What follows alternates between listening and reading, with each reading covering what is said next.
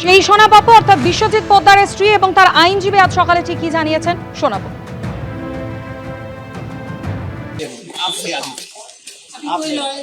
आप नहीं आ सकते, कोई दिक्कत नहीं होगी, आप निश्चिंत रहे किसी भी तरह की, ठीक है। क्योंकि बच्चा है तो सिचुएशन पैनिक है, थोड़ा सा देख लीजिए और क्या बोले, क्योंकि वो तो खुद भी डरा हुआ है कोई डरने और की बात बच्चे के लिए डरने की थोड़ी भी बात नहीं है। हम लोग जो आए हैं अपने करा के लेके निकल जाएंगे हम।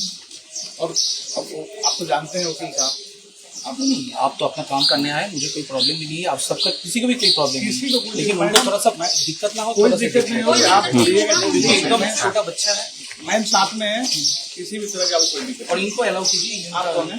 इनका हाँ না আমি শুনেছি তাই জন্য হ্যাঁ উদাউট আমার পারমিশনে এখানে ভেতরে আমার ঘরের ভেতরে আসা হয়েছে তাই জন্য আমি এসেছি। মোবাইল ফোনে যোগাযোগ করার চেষ্টা করেছেন সুইচ অফ নাকি? হ্যাঁ আমি ওনাকে যোগাযোগ করার চেষ্টা করিনি, আমি আমার বাপের বাড়িতে ছিলাম, আমি খবর পেয়েছি আমি এসেছি। ধরেই নেই।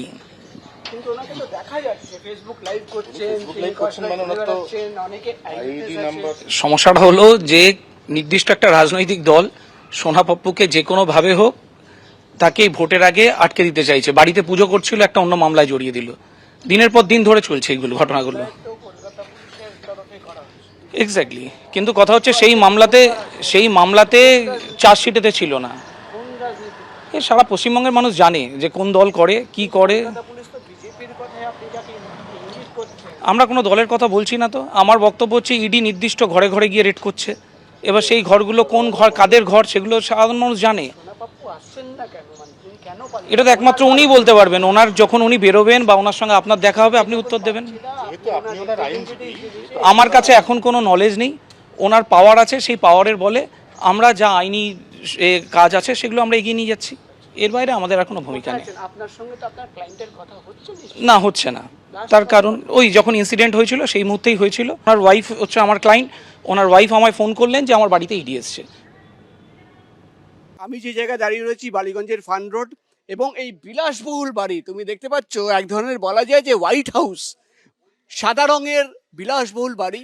এই বাড়িতেই কিন্তু সোনা পাপ্পু থাকতো এবং এই বাড়িতে 1.5 ঘন্টা ধরে ইডি আধিকারিকরা রয়েছেন। তুমি জানো কাকলিয়ার গুলি এবং বোমার যে ঘটনা ঘটেছিল, সেই ঘটনার পর থেকে এখনও কিন্তু অধরা সোনা পাপ্পু এবং সেই সোনা পাপ্পুকে খুঁজে পাওয়া যাচ্ছে না। এবার ইডি আধিকারিকরা অভিযানে নেমেছেন।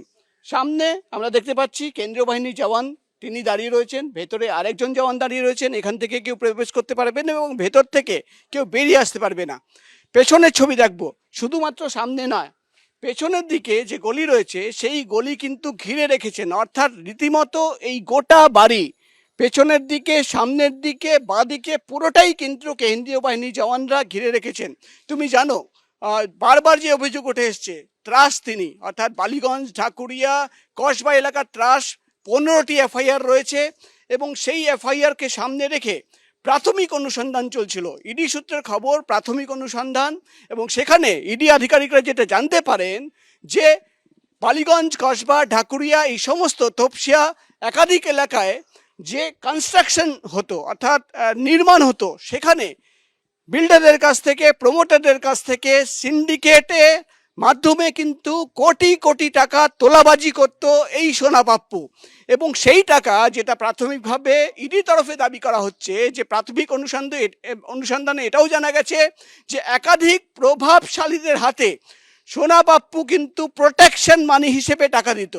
অর্থাৎ প্রোটেকশন মানি হিসেবে প্রভাবশালীদের কাছে যে টাকা পৌঁছে যেত তার তথ্য রয়েছে ইডি আধিকারিকদের কাছে। এবং আজকের ইডির এই অভিযান যে সোনা পাপ্পু মাথায় কাদের হাত ছিল, কাদের প্রোটেকশন সোনা পাপ্পু পেত, কাদের কাছে সোনা পাপ্পু এই কোটি কোটি টাকা পৌঁছে দিত, কাদের মাথায় হাত থাকার জন্য সে এত কাজ করেছে, দিনের পর দিন সে এক্সটর্শন করেছে, বিভিন্নভাবে চমকানো ধমকানো অভিযোগ রয়েছে, যেখানেই কাজ হচ্ছে সেখানে গিয়ে টাকা চাইছে।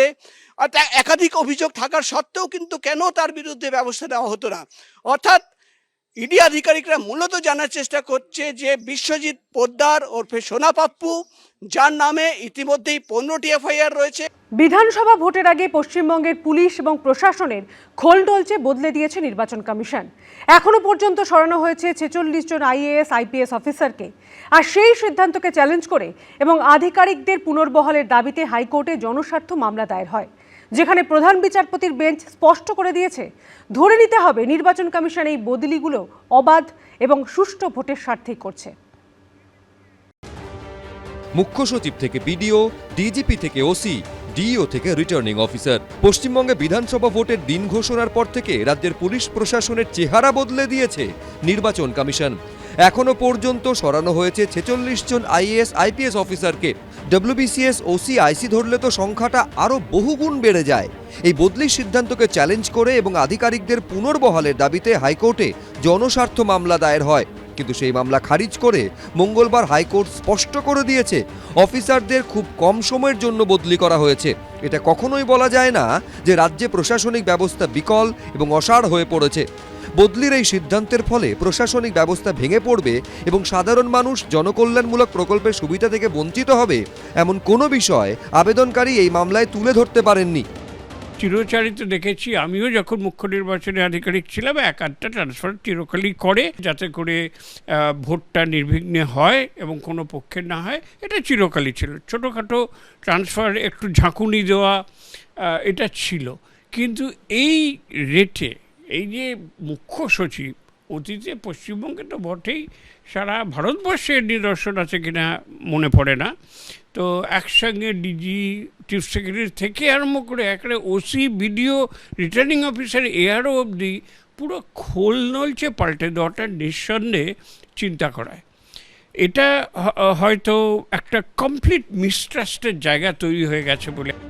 পশ্চিমবঙ্গে বিধানসভা ভোট ঘোষণার রাতেই প্রশাসনের শীর্ষ 2 কর্তাকে বদল করা হয়। মুখ্য সচিবের পদ থেকে নন্দিনী চক্রবর্তীকে, স্বরাষ্ট্র সচিব জগদীশ প্রসাদ মিনাকে সরিয়ে দেয় নির্বাচন কমিশন। এরপর রাজ্য পুলিশের ডিজির পদ থেকে পীযূষ পাণ্ডে, ডিজি আইন শৃঙ্খলা বিনীত গোয়েল এবং কলকাতার পুলিশ কমিশনার সুপ্রতিম সরকারকে নির্বাচন কমিশন সরিয়ে দেয়। একাধিক আইএএসকে ভিন রাজ্যে ভোটের পর্যবেক্ষক করে পাঠানো হয়। 18ই মার্চ সরিয়ে দেওয়া হয় 11টি জেলার জেলাশাসক ও কলকাতার 2 ডিইওকে। জেলার নির্বাচন পরিচালনার দায়িত্বে থাকেন ডিস্ট্রিক্ট ইলেকশন অফিসার বা ডিইও। সাধারণত জেলা শাসকেরা এই দায়িত্ব পালন করেন। ব্যাপক রদবদল হয় পুলিশের শীর্ষস্তরেও। উত্তর ও দক্ষিণবঙ্গের এডিজি, একাধিক পুলিশ কমিশনারেটের কমিশনার, ডিসি, ডিআইজি বদল চলতেই থাকে। একদিনে বদলি করা হয় 12 জন পুলিশ সুপারকে।